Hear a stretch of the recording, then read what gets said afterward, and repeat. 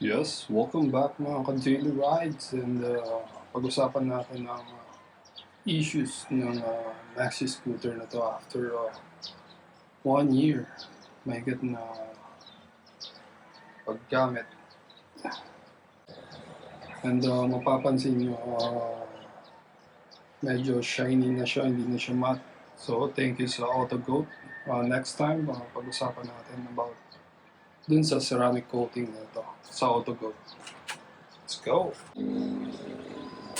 Auto check after 1 year of usage.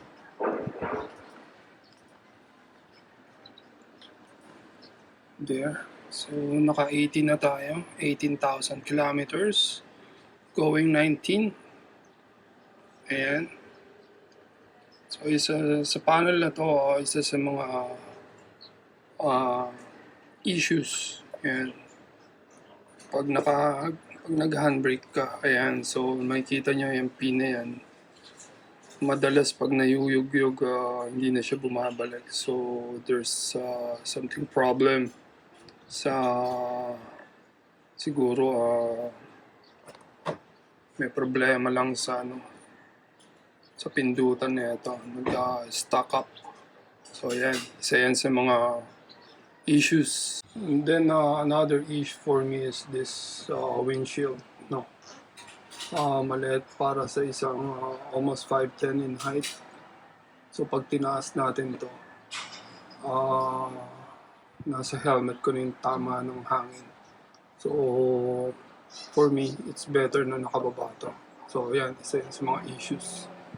Another issue for me, itong napakatigas niyang side mirror because pag tumama ito sa ibang side mirrors ng sasakyan, pwede kang ma-out of balance. Yan, isa yan sa mga issues. Hindi madaling tumupi yan. Yan. Ito yung sinasabi kong issue niya. So, siguro kulang lang to ng contact cleaner. And so, pag na-engage na to, and so, minsan nakaremain pa rin yung park indicator niya sa what do you call this panel. And so, yan sa mga issues. Another issue for me is this, no? Tinatamaan kasi ito ng bag ko. So, madali siyang lumuma. Ayan, so, nawawala na yung pagka-sticker niya. Ayan, isa yan sa mga issues. Ayan. Another issue for me is this side stand. Ayan, tsaka itong center stand. Kung mapapansin nyo, manipis to. Ayan, manipis. So, ingat-ingat lang lagi sa pag side stand at pag sensor stand ng motor kasi medyo may kabigatan yung motor. Another issue is for me is this shocks na. For a single rider, napaka tigas niya. Medyo sasakit yung pet nyo dyan o yung likod nyo dyan. So, isa yan sa mga issues ng Kymco Exciting VS400. But when it comes to with back ride, then soft naman siya. Ayan. So, walang problema sa back ride. Isa rin to sa mga issues sa akin. Hindi ganun kalaki ang compartment. So, meron na akong kapote dito sa loob and pang cover ng motor. Ayan, ganyan lang siya kalaki. Ayan, so yan sa mga issues. Share ko lang tong thickness ng gulong natin after almost 19,000. Hanggang 19,000 na siya. So, palitin na siya. Dating ng 19 or 20. So, matibay-tibay ang gulong nito. Hindi lang ako masyadong nagbababanking. Makapal pa yung gilid. So, pwede pang marilak ito. Banking. Another issue is yung ground clearance nito. So, madalas kang sumasayad ng konti. Lalo na kung meron kang back ride. And madalas ka sumasayad sa humps. Pero kung mag-isa ka lang naman, ingat-ingat lang din.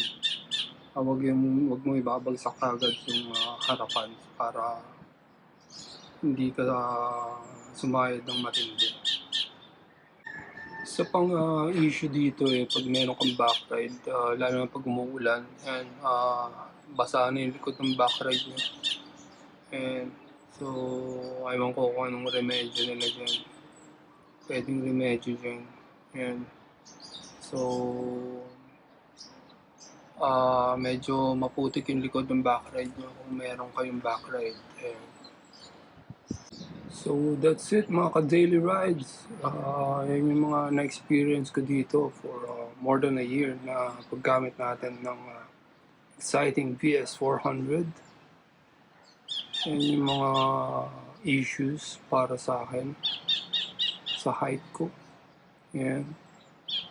And another issue is yung nga pala, yung mga naririnig nyo background, yung mga tilawak ng manok, yawa, oy. Kinana. Yung mga ganyang katahimik dito sa amin. So, that's it guys. So, thank you sa 221 strong subscribers natin.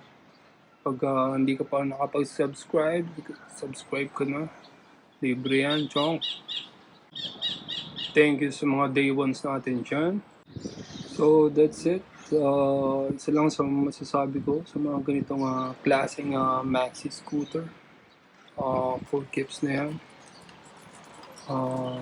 Wala na sigurong mas titipid pa sa 1 cylinder na motor or maxi scooter. So, sa oil pa lang, sa change oil pa lang, tipid na tipid ka na. Ayan. Again, thank you to sa 221 strong subscribers natin. Ayan. Salamat sa suporta, salamat sa mga day ones natin dyan. At kung hindi ka pa nakapag-subscribe, subscribe ka na, libre yan, chong. And that's it guys. Ciao!